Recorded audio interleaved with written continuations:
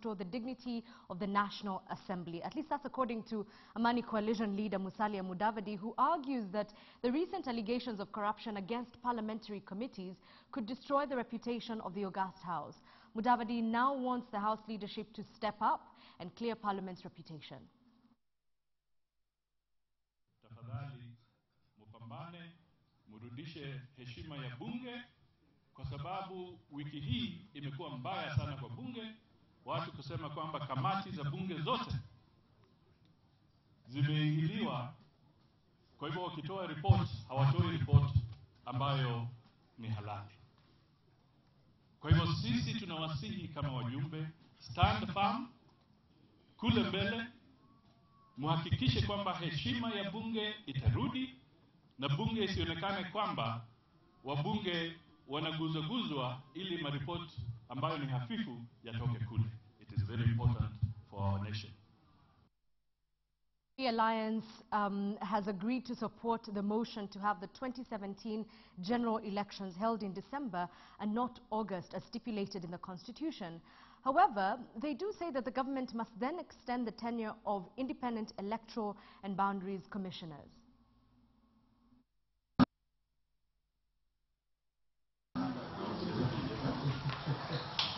Confusion reigns on the lifespan of the electoral agency IEBC.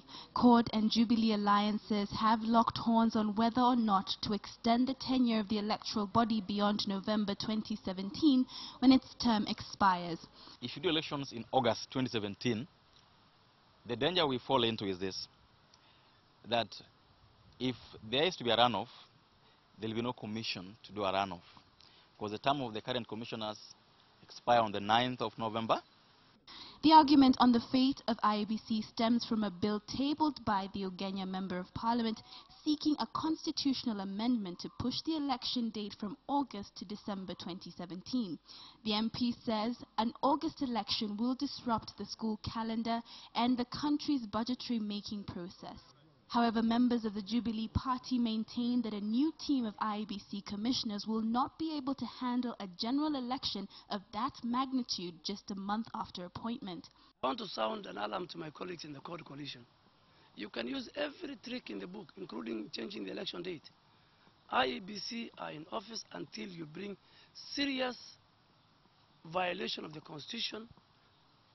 The removal of those commissioners is well documented in Article 251. Is it prudent to go to an election with a commission that goes home 1 month after elections, or a commission that cannot manage a runoff because all the commissioners would have gone home? IEBC usually, once they conduct an election, they need about 6 months or 8 months to make sure records are in place, petitions are done away with, you know. So they can't get more than an extension of 1 year. Duale accused members of the CORD alliance for allegedly harboring sinister motives in their quest to push the election date. The CORD coalition has persistently engaged in a campaign to push for the removal of the current commissioners from office, citing a number of reasons which include allegations of being biased and corrupt. Catherine Omwando, KTN. That ODM chairman John Mbadi is calling for the disbandment of the Parliamentary Accounts Committee over allegations of corruption. Mbadi, who was speaking during the burial of Homa Bay nominated county representative Celestine Owidi, said that the allegations leveled against the committee meant that it has lost integrity. He also claims that a number of PSC members were compromised through corrupt deals and were not fit to serve in the committee.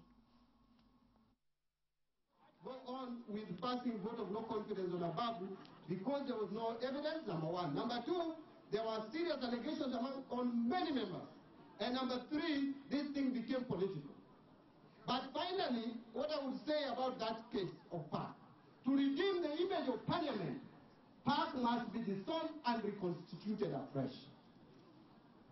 Even if it is a matter of removing people like Bani, why can't you enter your Bani? Because you cannot sit, I cannot feel comfortable sitting in a committee that is accused of corruption. It must be disbanded and reconstituted afresh. The push by MPs to have the Constituency Development Fund reinstated is gaining support at the counties. Nyandarua Senator Muriuki Karue faulted the High Court ruling declaring the CDF unconstitutional. Muriuki agrees with MP's argument that the fund was beneficial to Kenyans at the constituency level. CDF came as an intervention fund. Yale mambo inafanywa na serikali kuu ya nchi ni kuu huko juu. Hata serikali ya kaunti iko na mambo yake. Lakini hapa chini tunataka tuendelee na CDF. Yetu wa mogieda. Hata nikasema mjadala wangu katika bunge kulete CDF ilikuwa 5%, sio 2.5%. Ningetaka iwekwe 5%.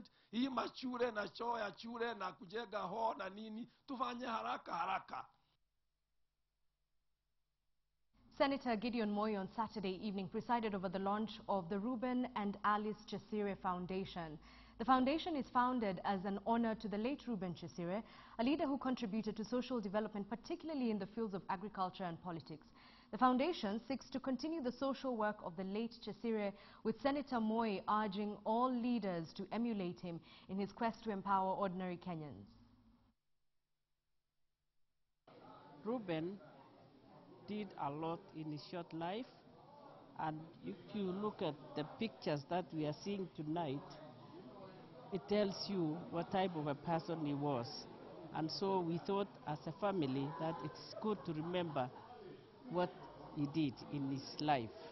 I think Ruben Chisora is a household name in Kenya, especially in the area of dairy, also in politics, and also he has really contributed positively towards the education of this country. So I would say that he sets the standard through KFA in the beginning of what Kenya has become, especially in the area of agriculture. And not just in agriculture, I think also in education, he has done an incredible work to improve the lives of many young people, and also to set the standard under which this country's economic development was actually going to be. We were married with him for over 25 years, and we shared a lot, did a lot together, and what you have heard, we worked together, supported him in his political life, supported him in his economic development, and also supported him as he reached out to help the community, for which we are still continuing even now, helping the community that live around us and far. This is an important foundation which primarily will deal with healthcare and education. As everybody knows, Ruben was a philanthropist and he was a renowned farmer and agriculturist. For a very long time he was the head of Kenya Farmers Association, and there was great strides which were done at this when he was at the helm of the KFA.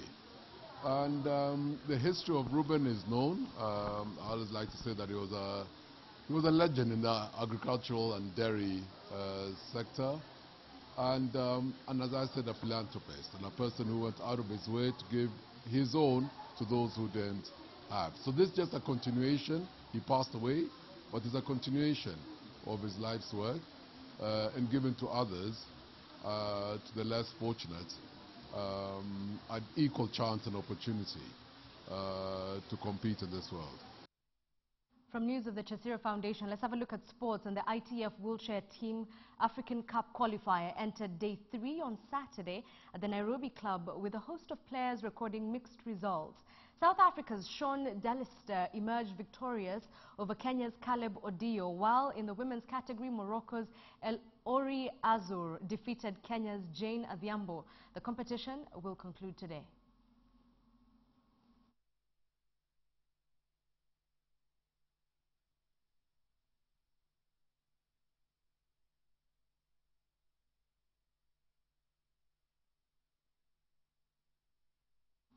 And that's where the 1 o'clock news update wraps up. Thank you for your company. Enjoy the rest of your Sunday. Do keep it www.standardmedia.co.ke.